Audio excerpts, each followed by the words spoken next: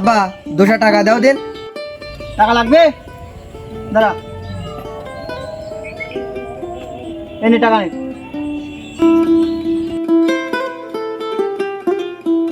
আব্বা 500 টাকা দাও। টাকা লাগবে? আগের দিন 200 টাকা আনলি, আজকে আর 500 টাকা যাচ্ছিস? তাই নে টাকা নে। ধর।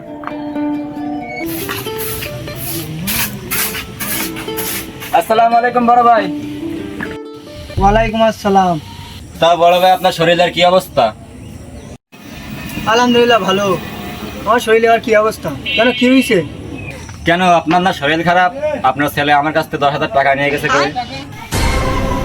না, আমার একটু শরীর খারাপ আছে। থাকো ভাই, আমি যাই।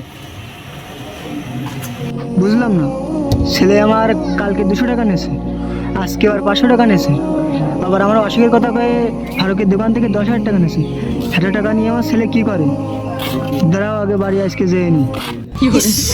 হারি গেলাম রে, আর একটা ম্যাচ।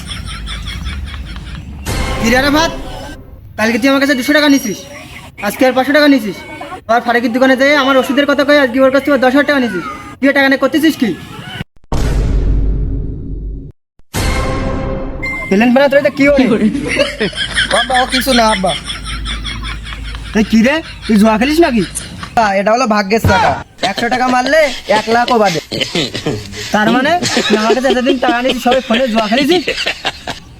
আজকে হারছি তো কি হয়েছে, কালকে আমি জিতবো। আর যদি জেতি তা আমার কাছে লাখ লাখ টাকা থাকবে। এই বিজ্ঞাপনগুলো দেয় বড় বড় সেলিব্রিটিরা।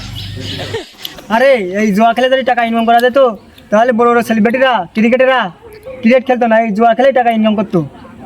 আব্বা তুমি বুঝবা না, আমার মতন আমার খেলতে দাও, তুমি যাও দিন এনতে। এই জুয়া মাদকের মতনই ভয়ঙ্কর নেশা, তুই ধ্বংস না হওয়া পর্যন্ত তোর ছাড়বে না। তুই জানোস এই জুয়ার কারণে কত লোকের সংসার ভেঙে গেছে?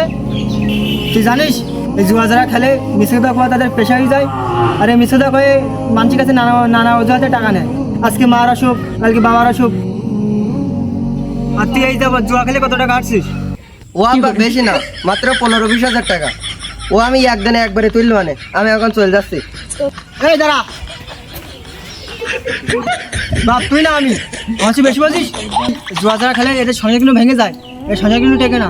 আর একবার যদি জুয়া খেলিস তো বলে কিন্তু কষ্ট আছে। আব্বা তুমি এগুলা কি বলছো? শোন বাবা, জুয়া খেলে টাকা ইনকাম করতে হয় না, সৎ পথে টাকা ইনকাম করা যায়। শোন বাবা, আমার বাপের বেশি জমি জায়গা নেই, যেটুকু ছিল আমার কাছে দিয়ে গেছে। এখন তুই যদি জুয়া খেলিস সেটুকু আমার কাছে থাকবে না। আর তুই যদি জুয়া খেলিস তুই আর বাড়িতে বেরিয়ে চলে যাও, তোমার সামানো লাগবে না। এখন তুই কন্যা বেশি নিবি, তোর বিষয়, যা। এখন তুই কন্যা বেশি নিচ্ছাস, জুয়া না আমার বাড়ি।